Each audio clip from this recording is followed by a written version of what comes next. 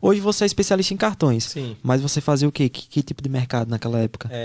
Under e handicap asiático. Aí você abandonou depois o Campeonato Argentina. Foi. Nessa época que eu fui pra Argentina, eu passei só um mês lá. Sim. Porque com um mês eu recebo uma ligação que meu pai estava com câncer. O estágio dele já era bem grave, não tinha volta, era só tratar para fazer com que ele conseguisse viver mais um pouco. Então, na mesma hora eu decidi, não, desisto de tudo, vou voltar, vou ficar com ele. Eu sempre fui muito próximo ao meu pai. E a partir desse momento eu voltei para o Brasil. Fiquei um pouco tempo também fora das apostas nesse meu tempo. Isso foi em 2020. Não tinha cabeça, né, cara, pra fazer a Cabeça, aposta. eu passava o dia todo com ele, manhã, tarde, noite.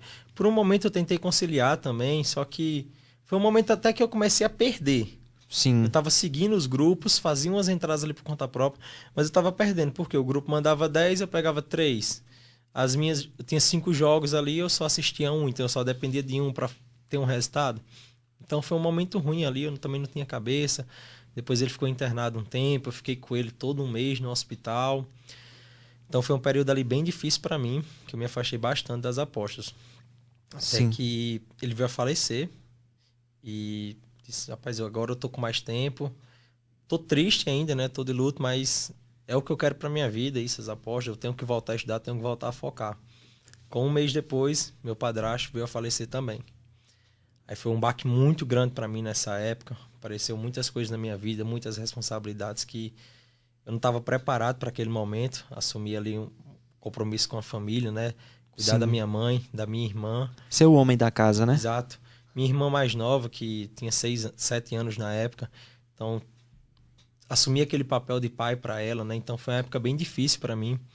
Que por muitas vezes eu não sabia o que fazer, novo ainda. Foi um tempo difícil ali. Um tempo que eu tive umas recaídas, cheguei a entrar até em depressão nessa época.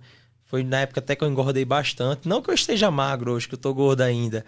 Mas foi a época que eu engordei ainda mais. Fiquei bem mal. E passei mais um tempo longe das apostas. Até que veio 2021. Eu falei, rapaz, eu tenho que voltar. E nessa época foi quando a gente começou a construção da casa. Sim. Lá em casa e tal, como ele tinha falecido, vamos construir uma casa, eu e minha mãe, pra gente morar. Aí nesse tempo que estava em construção, minha mãe foi morar na minha avó. Lá eu não tinha espaço para ficar. Então eu tive que alugar um apartamento, morar só durante um tempo. Só que aí foi o pior, porque eu acabei ficando mais só, me sentindo mais sozinho. E não tinha força muitas vezes para fazer nada, não tinha força para levantar, para estudar, para analisar um jogo, para estudar seja na faculdade, que eu ainda estava fazendo na época, que eu tinha transferido para cá, a farmácia, ou para estudar um jogo, enfim. Tava um momento complicado. Até que veio aquele choque de realidade. Sim. Ou eu passo o resto da vida sofrendo e acabo com minha vida, ou eu mudo e faço acontecer. E foi aí que eu voltei a trabalhar, voltei a estudar jogos, voltei a tipar realmente. E nessa época eu não trabalhava só com cartões. Eu estava trabalhando no europeu e trabalhava também no mercado de cartões. A especialização no mercado de cartões veio com o tempo, que foi com o quê? Passando alguns meses, eu percebi que meus resultados, se eu pegasse só o mercado de cartões, estava bem melhor. Sim. Em termos de ROI, em termos de lucratividade, tudo. Disse, rapaz, quer saber? Eu vou tirar aqui o que eu não estou bem, vou continuar estudando, porque naquele momento eu não pensava em especializar somente em cartões. Vou tirar aqui o que eu não estou bem e vou focar somente em cartões e aqui eu continuo estudando. Se eu conseguir desenvolver, melhorar aqui, eu volto a trabalhar nesses mercados também. Só que aí acabou que meus resultados em cartões melhoraram ainda mais. Quando você passou a focar 100%? Isso. Eu falei, rapaz, é aqui. É aqui. Aí lancei Heitor, tipos de cartões. Comecei a divulgar. Comecei a trabalhar somente nesse mercado. Estava empolgado em fazer acontecer. Ninguém me conhecia ainda, mas vou fazer acontecer, vou ficar conhecido, vou fazer meu nome, vou ter resultados, entregar resultados para a galera. Aí veio outro baque nessa época, que foi um roubo que eu tive. Um golpe, na verdade. Sim. De um dos meus melhores amigos na época, não vou citar nomes, né? Mas é um cara que está no meio das apostas, que tem até grupo hoje, um pouco conhecido.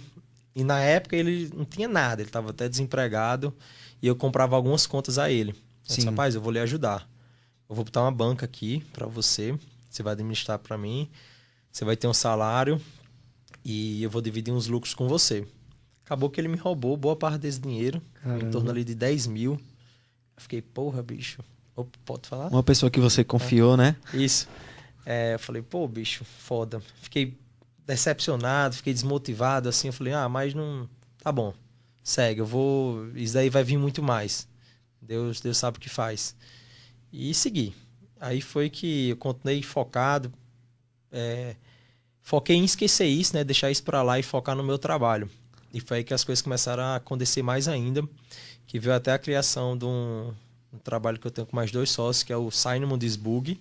Sim, eu vi, tem no seu perfil, né? Sim. Inclusive, quem vier aqui pelo Podbet, pode falar lá que veio pelo Podbet que vai ter um descontinho, beleza? Show de bola. O que o desbug é quando a conta tá bugada, né? Aí o cara vai lá, o que seria essa conta bugada? Pra quem tá chegando agora nas apostas esportivas, né? É quando normalmente um grupo que tem muitas pessoas que seguem esses grupos maiores, ou um mercado de baixa liquidez, que não necessariamente tem que ter muitas pessoas no grupo, manda uma entrada e dá caderneta. Você tenta fazer a aposta, só que não consegue. Carrega.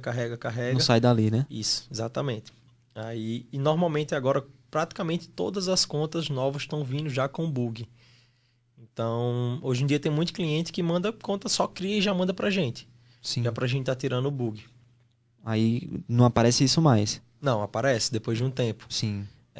Não tem como dizer quanto tempo vai ficar sem voltar o bug, mas tem conta que dura uma semana, tem conta que dura 2, tem conta que dura meses.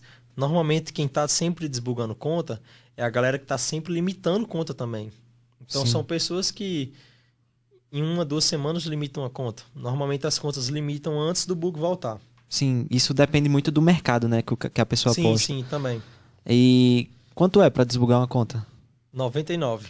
Quem vier 99. pelo Podbet vai ficar mais barato lá. Boa. Então é só entrar lá. Eu vou deixar no final do Podbet, vai ter o link da descrição aqui para acessar o Instagram do Heitor Scossi, e você vai ver lá o link também do Cianon Desbug, né? Para Isso, poder Simon. Simon, pronto.